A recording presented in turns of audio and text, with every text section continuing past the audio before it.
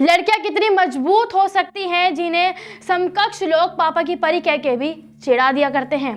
पर क्या कभी कोई सोच सकता है कि लड़कियां भी मुखाग्नि दे सकती हैं?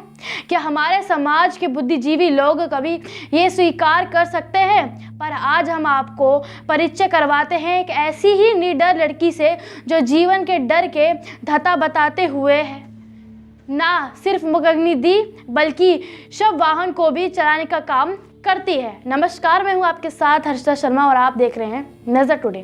तारीख 9 जनवरी 2023, दिन सोमवार, जगह लखनऊ का इंदिरा नगर सेक्टर 21 इलाका। सोमवार सुबह हुई हल्की बारिश से तापमान 8 डिग्री पहुंचा हुआ था। दोपहर के 12 बज चुके थे पर कोहरा छटा नहीं था। लगभग 1:30 पर वर्षा के पास फोन पर एक कॉल आया। हेलो के जवाब में दूसरी तरफ से आवाज़ आती है, वर्षा जी, मैं इंदिरा नगर इलाके से सेक्टर 21 से बोल रहा हूँ। यहाँ एक मकान में रहने वाले बुजुर्ग की ठंड लगने से मौत हो चुकी है। उनका अंतिम संस्कार करने वाला कोई नहीं है। आप तुरंत से तुरंत यहाँ पे पहुँच जाइए। 1 घंटे के भीतर वर्षा शव वाहन लेकर मौके पर पहुंच गई। सेकंड फ्लोर पर दूसरे कमरे में बेड पर 70 साल के व्यक्ति की अकड़ी हुई डेड बॉडी पड़ी थी। बिस्तर पूरा गीला हो चुका था। मोहल्ले वालों ने बताया कि वह अकेले ही रहते थे, उनकी शादी भी नहीं हुई थी। आप उनका अंतिम संस्कार करवा दीजिए। फिर क्या था, वर्षा ने अपना वही काम किया जो वह 5 साल से करती आ रही थी। वर्षा ने पेपर वर्क पूरा कंप्लीट करवाया, डेड बॉडी को लेकर लोगों की मदद से शव वाहन तक रखवाया, फिर बैकुंठ धाम शमशान ले गई और खुद अंतिम संस्कार किया। यूपी के लखनऊ जिले की रहने वाली वर्षा 2018 से लावारिस शवों का अंतिम संस्कार करती आ रही हैं। वे अब तक 4000 से ज़्यादा लोगों का शव अंतिम संस्कार कर चुकी हैं। चलिए आज आपको उनकी ज़िंदगी के और करीब ले चलते हैं। सड़क पर तड़पती महिला के इलाज से शुरू हुई एक ऐसी ही कोशिश। कहानी शुरू होती है 5 साल पहले, यानी 2018 से। वर्षा किसी काम से हजरतगंज जा रही थी। तभी सिविल अस्पताल के पास उन्हें सड़क पर एक पड़ी हुई महिला दिखी। वह दर्द से तड़प रही थी, जैसे अभी अभी उनका एक्सीडेंट हुआ हो। वर्षा महिला के पास पहुंची, उन्हें किसी तरह उठाया और रिक्शे में बैठाकर अस्पताल ले आई। बुजुर्ग महिला को याद करते हुए वर्षा कहती हैं, मुझे याद है जब मैंने उन्हें एडमिट करवाया था तब वह बोल रही थी कि मैं नहीं बच पैच। तब वह बोल नहीं पा रही थी। उनका 3 दिन तक इलाज चला। ट्रीटमेंट के दौरान डॉक्टर ने बताया कि कई बार एक्सीडेंट हो चुका है। उनके शरीर की 27 हड्डियां टूटी हुई हैं। उनका इलाज कराते कराते मेरा उनसे ज़बरदस्त लगाव हो गया था, लेकिन जब उनकी मौत हुई तब मुझे उनका अंतिम संस्कार करने नहीं दिया गया। इस बात का मुझे अफसोस था और हमेशा ही रहेगा। वर्षा के मुताबिक इस घटना के बाद उन्होंने लावारिस शवों का अंतिम संस्कार करने की मुहिम शुरू की थी। इसका मकसद सड़क किनारे जीवन बिता रहे बेसहारा लोगों की मदद करना था। संस्था में इन लोगों के रहने, इलाज कराने और उनके रिहेबिलिटेशन पर काम करते हुए थे। अस्पतालों के बाहर शव वाहन को लेकर खड़ी हुई थी वर्षा। अब आपको बताते हैं कि पिछले 5 साल तक उन्होंने क्या किया और अब आगे कोरोना काल में उन्होंने कैसे कैसे लोगों की मदद करी है। 2019 में सीएम योगी ने एक कोशिश ऐसी भी संस्था की तारीफ की थी। यूपी के अलावा बिहार और हरियाणा तक मदद पहुंचाई। सब कुछ अच्छा चल रहा था, लेकिन मार्च 2020 में कोरोना आ गया। वर्षा यहाँ भी नहीं रुकी। वर्षा ने कोरोना काल में भी लोगों की मदद करना जारी रखा। वर्षा कहती हैं, कोरोना की दूसरी वेव में लोग मर रहे थे। मुझे याद है मैं उस समय लोहिया अस्पताल के सामने निःशुल्क शव वाहन लिखे हुए तख्ती लेकर खड़ी रहती थी।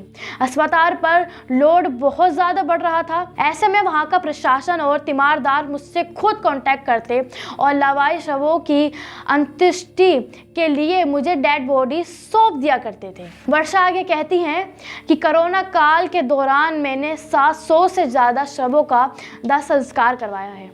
अखबार में मेरी फोटो भी छपी है, खूब तारीफ भी हुई है, लेकिन कुछ लोगों ने मजाक भी उड़ाया है, जैसे वो हमेशा करते आए हैं। कोई अच्छी लड़की या कोई लड़का अगर अच्छा काम करने जाए तो लोगों का ये विशेष टिप्पणियां तो बीच में आएगा ही आएगा, लेकिन मैं इन बातों को इग्नोर करते हुए अपने काम पर ध्यान लगाती रही।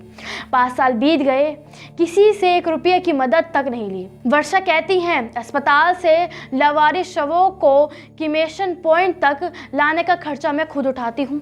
किसी भी सरकार माध्यम से हम फंड नहीं लिया करते हैं। हम कोई भी लाश शव को लेकर जब शमशान घाट पहुंचते हैं तो पहले ही अपना सारा पेपर वर्क कंप्लीट करा चुके होते हैं। हर केस की हिस्ट्री हमारे पास रहती है, इसलिए शव के अंतिम संस्कार के लिए हमसे कोई भी चार्ज नहीं लिया जाता है। परिवार और कुछ दोस्त के सपोर्ट से ये काम अभी तक होता आ रहा है। एक समय ऐसा भी आया कि जब लोगों ने अपनों को कंधा देने से मना कर दिया। जी हाँ, आपने बिल्कुल सही सुना। यह ऐसा समय कोरोना काल था जब अपनों ने ही अपनों का कंधा छोड़ दिया था। अप्रैल 2021 की बात है। कोरोना की दूसरी वेव में डेथ काउंट लगातार बढ़ता जा रहा था। लोग घरों से बाहर निकलने से डर रहे थे, लेकिन वर्षा एक कॉल पर लोगों की मदद करने हाजिर हो जाती थी। 23 अप्रैल 2021 की एक घटना के बारे में वर्षा कहती हैं, लखनऊ के कृष्ण नगर से मेरे पास एक कॉल आती है। लोगों ने बताया कि किराए के घर में रह रही एक महिला की मौत हो गई है। मैं वहाँ पहुँची तो देखा कि उनके रिश्तेदार तो महंगी लग्जरी गाड़ी में आए थे। वो दूर खड़े थे और डेड बॉडी को हाथ तक नहीं लगा रहे थे। जांच में मृतक महिला को कोविड पॉजिटिव निकाला गया था, लेकिन फिर भी मैं शव को शमशान तक लेके आई। तब उनके रिश्तेदारों ने उनका अंतिम संस्कार किया। जी हाँ, अब आप खुद ही देख लीजिए कि उनके घर वालों ने ही उनको कंधा देने से मना कर दिया।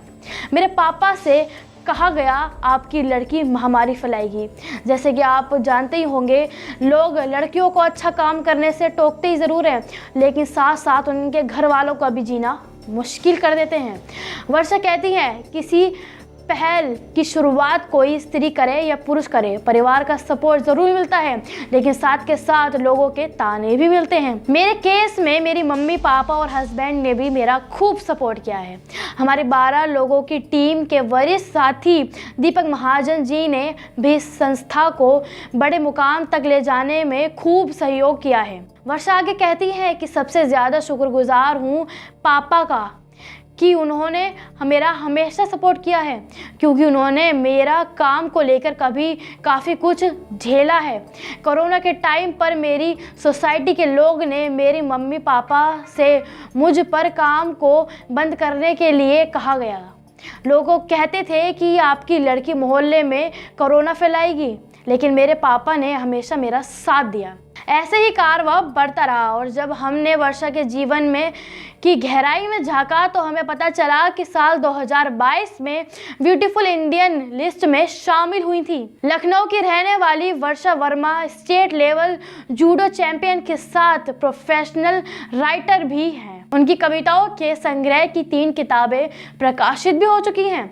वर्षा कई स्कूलों में लड़कियों को सेल्फ डिफेंस की ट्रेनिंग भी देती रही हैं। कोरोना काल में 500 से अधिक लावारिस शवों का अंतिम संस्कार करने पर रक्षा मंत्री राजनाथ सिंह ने अगस्त 2022 में वर्षा को प्रमीला श्रीवास्तव सम्मान दिया था। सीएम योगी से लेकर लखनऊ की मेयर संयुक्त भाटिया उनकी मुहिम एक कोशिश ऐसी भी की तारीफ कर चुके हैं। कोविड के दौरान वर्षा के काम को सराहते हुए उन्हें ब्यूटीफुल इंडियन 2022 लिस्ट में शामिल किया गया था। वर्षा का एक कदम इस ओर एम्बुलेंस की संख्या बढ़ाने पर जोर। साल 2018 से लेकर अब तक वर्षा ने कोई सरकारी मदद नहीं ली है। फिलहाल पीपीई किट, एम्बुलेंस के फ्यूल का खर्चा और ड्राइवर की सैलरी मिलाकर उनका खर्चा बहुत लंबा होता जा रहा था। आगे की प्लानिंग के बारे में वर्षा कहती हैं, आने वाले 10 साल में मैं कहां तक पहुंच पाऊंगी ये तो नहीं बता सकती, लेकिन लाचार लोगों की मदद के लिए ये सेवा मरते दम तक करती रहूंगी। अभी हमारे पास एम्बुलेंस की कमी है। ज़्यादा से ज़्यादा लोग तक हमारी सुविधाओं पहुंच सकेगी। इसके लिए मैं कुछ और गाड़ियां बढ़ाना चाहती हूँ। हमें ऐसी लड़कियों को हमेशा सपोर्ट करना चाहिए, ना कि उनके काम पे, उनके काम करने के तरीके पे हंसना चाहिए। जब जब लड़कियां आगे बढ़ती रही हैं तो लोगों ने उनके काम पे और उनके काम करने के तरीके पे हंसता रहा है। अगर आप एक लड़की हैं, अगर आप एक औरत हैं और आपकी कहानी भी कुछ इस तरह से है वर्षा की जैसी, तो आप हमारे साथ बिल्कुल शेयर करिए। हमारे आईडी पे मेल करिए @nazartoday.com। ऐसे तमाम खबरों के लिए देखते रहिए नज़र टुडे। धन्यवाद।